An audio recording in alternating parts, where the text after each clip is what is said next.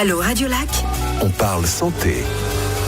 Avec le docteur Dimitrios Samaras qui est avec nous jusqu'à 10h à Radio Lac. Et le sujet aujourd'hui, on parle alimentation comme d'habitude avec lui, mais précisément obésité et régime avec cette question d'Alain qui nous a laissé un message vocal sur WhatsApp. Écrivez vos questions, c'est plus simple pour nous pour les avoir directement dans le studio au 079 91 8 3000. Alors Alain dit qu'il a entendu dire que quand on avait un anneau gastrique, on réduisait le cholestérol.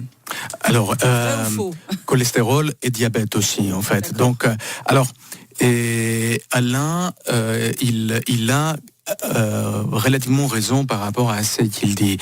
Mais donc, ce qu'il pose comme question, c'est si en perdant du poids à travers un anneau gastrique, par exemple, on peut réverser le diabète ou le cholestérol, etc. Alors, la réponse à ça, c'est que le diabète, surtout du moment qu'on parle d'un diabète qui ne requiert pas des injections d'insuline, c'est quand même une maladie dont la plupart des fois, elle est quand même réversible si on perd du poids et si on change de lifestyle.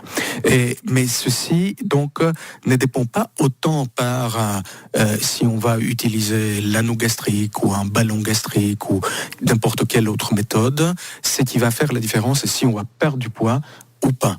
Donc, même en perdant du poids, par exemple, en changeant notre alimentation ou en faisant beaucoup plus de sport par rapport à ce qu'on faisait avant, etc., on peut justement, en fait, réverser le diabète et avoir quelqu'un qui était diabétique sous médicament et ne plus être diabétique par la suite. Ça, c'est possible. Alors, c'est la réponse que vous faites à Alain, qui nous remercie beaucoup d'ailleurs. Enfin, qui vous remercie, docteur, sur WhatsApp. Une autre question. Bonjour, on entend tout sur la quantité d'eau à boire. Merci de demander. Donc, je vous demande à vous, docteur Dimitrios Samaras. On cite également une personne, Thierry Casanova, qui est adepte du jeûne, dit que l'on peut convertir 100 grammes de gras perdu en 110 centilitres d'eau en faisant le jeûne sec. Alors, vous avez souvent parlé du jeûne dans cette émission. Donc, on revient un tout petit peu dessus. Alors, pour répondre à la première question... Alors, oui, c'est savoir combien on boit d'eau. Voilà, finalement, on ne sait jamais. Facile, est-ce qu'on boit juste quand on a soif ou est-ce qu'il faut boire Alors, boire juste quand on a soif, ça peut être un tout petit peu trompeur parce que là, on risque de boire moins. D'accord. Donc, ce que je considère en général, il y a une règle de pouce par rapport à ça. On fait notre poids x 40. Alors, attendez, parce que vous vous donnez beaucoup de formules mathématiques ce matin, il faut tout noter. Il faut faire des maths pour écouter Allô Radio Lac. Donc, alors, qu'est-ce qu'on fait ? On prend notre poids. X 40. X 40. Voilà. Et alors ? Et là ? Et ça, c'est en fait combien de millilitres d'eau il faut boire. À peu près. Oui. Donc c'est quelqu'un qui a, par exemple, qui fait 60 kilos, c'est 2400 millilitres. Ok. Donc s'il boit 2400 millilitres, il est sûr qu'il est dedans. Il est dedans. Très bien. S'il boit un peu moins, c'est pas très grave. Voilà, c'est pas très grave, mais c'est aux alentours de ça.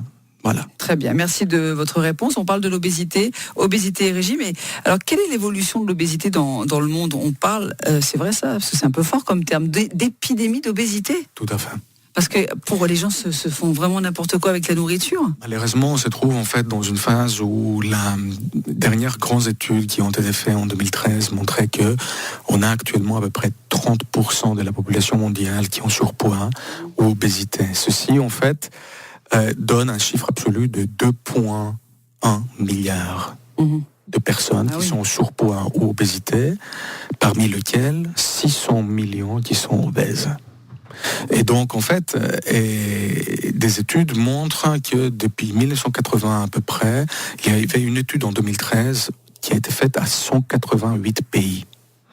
Et donc, dans ces 188 pays, depuis 1980, on a eu une augmentation de l'obésité d'à peu près 30%. Il n'y a pas eu, même pas un pays qui a pu diminuer le taux d'obésité. Même les pays les plus pauvres en voie de développement, ils ont augmenté leur obésité. On dit merci à qui ? À l'industrie agroalimentaire qui fait n'importe quoi ? Non, mais vous prenez une grande marque de fast-food, par exemple, on est d'accord. Il y a eu des tests, il y a eu des films, il y a eu des essais, il y a eu des expériences. En mangeant tous les jours, 3 fois par jour, c'est terrible sur notre corps, quoi. Imaginez. Mais tout à fait. Que de ça, le problème, c'est qu'on mange de façon qui est caloriquement plus dense, Oui. beaucoup plus de calories, mais nutritionnellement beaucoup plus pauvre. Et voilà. Et même les salades qu'on trouve dans ces fast-foods. Tout à fait, mais à la fin, ça, c'est quand même la dernière partie en fait du problème. Oui. Okay. Non, ça c'est la dernière partie, mais enfin, Voilà, il n'empêche que c'est quand même important. On a des industriels qui font rien pour nous, qui nous aident pas. Enfin, je veux dire, quand on lit les étiquettes, et encore pour ce qui est visible, parce qu'il y a des choses qui ne sont pas visibles sur les étiquettes. Et tout à fait, mais ça c'est la raison pour laquelle, vous savez, l'industrie, elle suit toujours les trends de la population, Oui. parce qu'ils veulent vendre, donc Bien ça sûr. c'est normal. Donc, C'est surtout la population qu'il faut éduquer, oui. pour qu'elle puisse commencer à manger d'une autre façon. Mais si on lui Et propose, l'industrie va suivre. qu'est-ce qu'on peut lui proposer d'autre à la population? Qu'est-ce qu'on lui propose? Partout, on nous incite à consommer, à manger plus. On fait des prix de gros partout. Enfin, je veux dire, c'est assez terrible. C'est absolument schizophrène. C'est schizophrène. C'est schizophrène. Bon, nous parlons d'obésité de régime ce matin avec le docteur Dimitrios Samaras. N'hésitez pas à poser vos questions.